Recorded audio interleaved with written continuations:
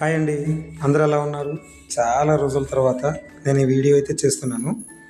ఈరోజు నేను తీసుకున్న మామిడి తోట దగ్గరికి అయితే వెళ్ళాను. చూడండి, పూత ఇప్పుడిప్పుడే ప్రారంభమైంది.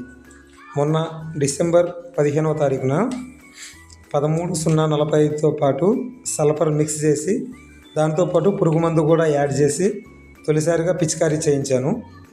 పిచికారీ చేసిన తర్వాత తోటంతా మొగ్గ దశలో పూత దశలోకి మారింది.